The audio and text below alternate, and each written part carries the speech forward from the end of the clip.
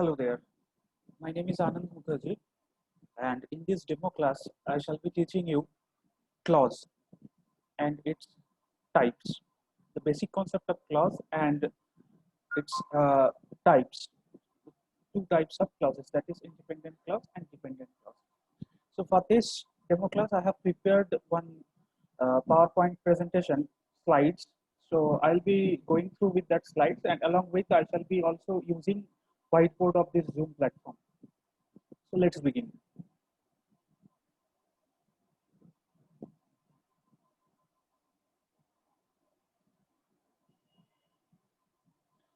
So today's topic is clause, and first we shall be understanding about concept and types. Okay, so what is the concept of clause? What in book it says about definition, I say it concept. Okay, so there are 3 points, main points about concept of the clause that we need to remember. What are they? The part of sentence which must have a subject and a finite verb, may not give a complete meaning. It may stand as a complete sentence. Now let us understand these 3 points separately. For this I want to share uh, whiteboard. So the first point is must have a subject and have a finite verb. So let us first understand whether you can able to uh, identify subject, verb, and object of a sentence. Let me write a sentence first.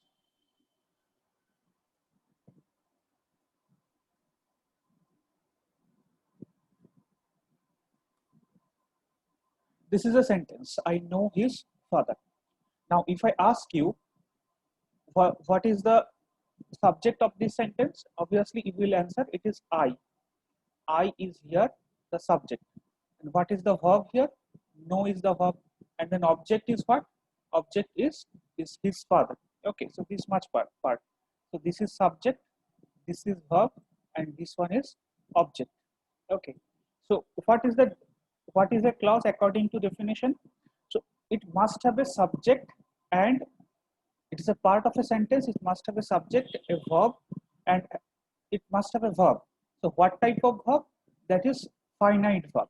So let us understand what is finite and non-finite verb. The concept of finite and non-finite verb. Let us understand.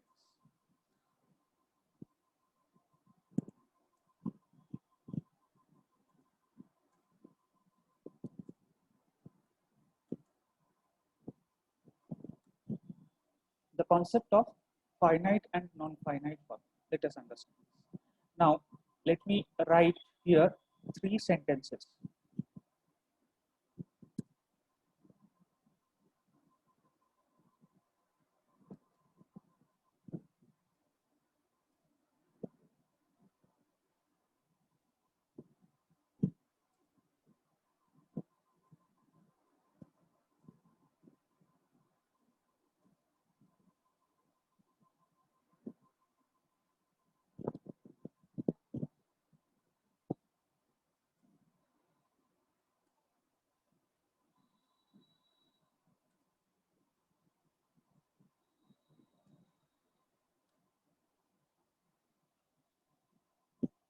Three sentences that I have written here. There, she gives me an apple to eat. She gave me an apple to eat, and she will give me an apple to eat.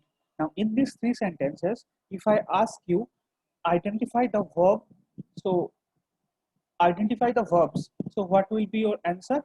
You will identify the verbs like this. This one is verb gives, and also to eat is infinitive verb here. Infinitive form of the verb. Gave is also the verb, main verb, and this one is infinitive form of the verb. Will give, main verb, and to it, infinitive form of the verb. Now, my question is very vital to you. So, each of the sentences, if we see, we will find that it consists of 2 verbs. One is main verb, the first one is main verb, and second one is infinitive form of verb. They are not the main verb. Okay. This is not the main verb. So these are all main verbs. Okay, gives, gave, and will give, all are the main verbs of these sentences. Apart from that, these all sentences contain three verbs, in another form. They are known as infinitive form. Now, my question is, can you identify the verbs through which we can identify the tense of the sentences? And your answer will be, in the first sentence it is gives, through which we can identify this sentence belongs to present tense. In the second sentence, through gave, we can identify that this sentence belongs to past tense, and will give, with this verb we can identify that this sentence belongs to future tense. So each of the sentence belongs to either present,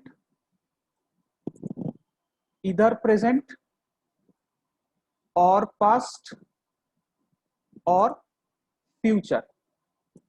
So how do we know that these sentences belong to present, past, or future?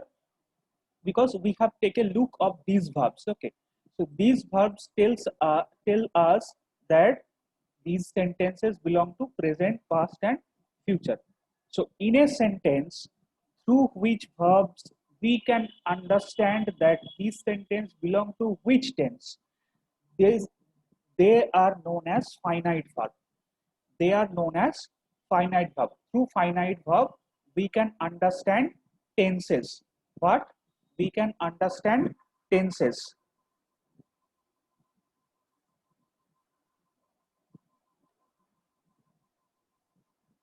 Understand tense. Okay. So these all are what? These all are finite verbs. And the rest of the verbs here, to, eat, in each sentences, through which we can't understand tense. Okay. We do not understand tense. So they all belong to what? They all belong to non-finite verb. So to eat, here to eat, okay, and here to eat, in these three sentences, okay, these all three eats, they are all non-finite verb. Why? Because we can't understand tenses. Okay, we don't understand tenses through these verbs.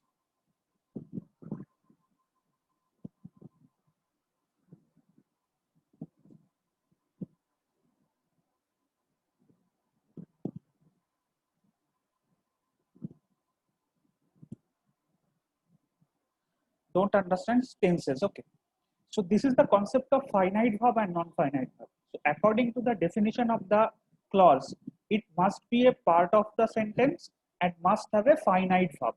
So finite verbs concept is clear, because finite verbs are the verbs through which we can identify the tenses of the sentence, tense of the sentence. Now let me move to the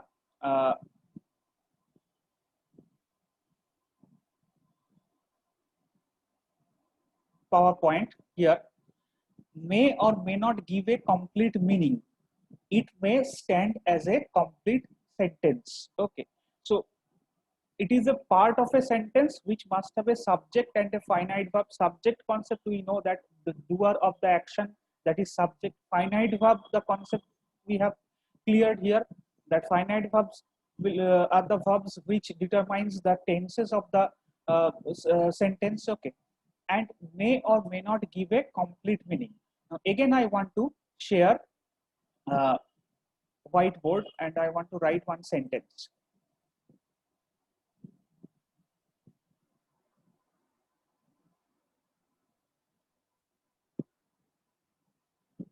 I know his father who is a singer. Okay, in this sentence, if you look, you will find that there are two parts. Okay, I know his father, one part, and then who is a singer, another part. So this is the first part.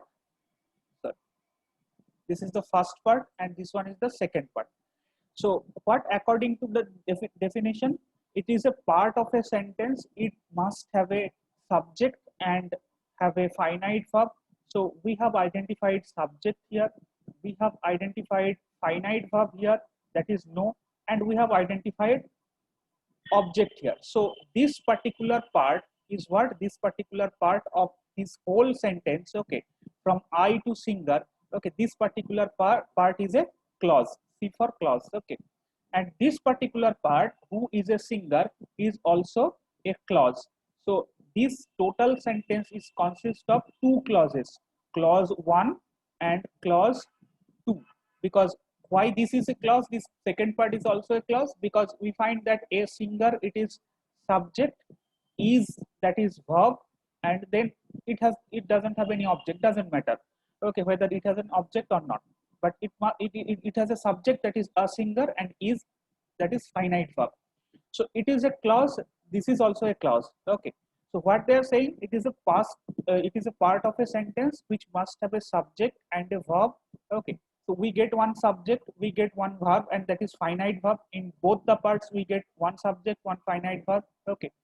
And then what they're saying, they're saying in the definition that uh, it may give you a complete meaning, okay, or may not. So if in this sentence, if I separate this part, I know his father, if I separate this total part, I know his father, and here I put a full stop, you see here it gives us a complete meaning, okay. If I write this sentence here, I know his father,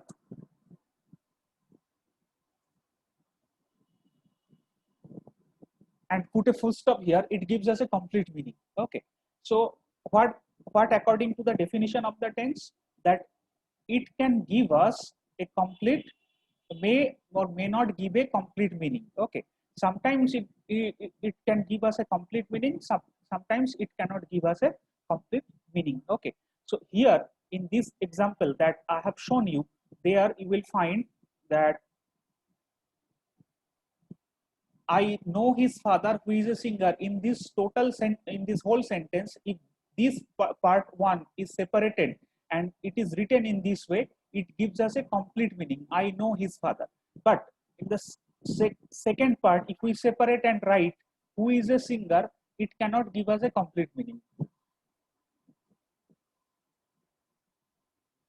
Then put full stop, it cannot give us a complete meaning. So it may give us a complete meaning or may not give us a complete meaning, okay. So sometimes some clauses give us a complete meaning, some clauses don't give us complete meaning. So second point is clear.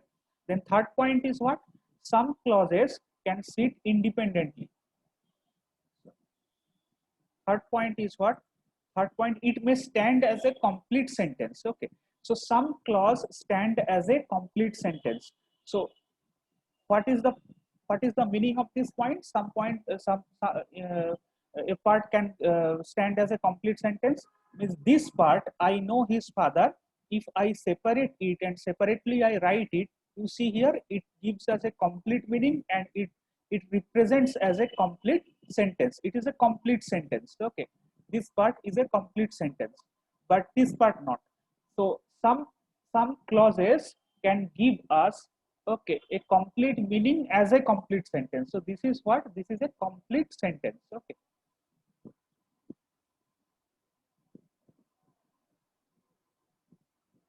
Okay, complete sentence. So uh, 3 points, that the definition of the clause, that we find a part of a sentence which must have a subject and finite verb. So subject we have identified, finite verb we have identified, that is the verb which can give us uh, uh, finite verb is the verb which can, through which we can determine tenses, okay. We can determine tenses, and may or may not give a complete meaning. That, remember that part, that I know his father, that particular part can give us a complete meaning, but who is a singer, independently, that cannot give us a complete meaning. It may stand as a complete sentence.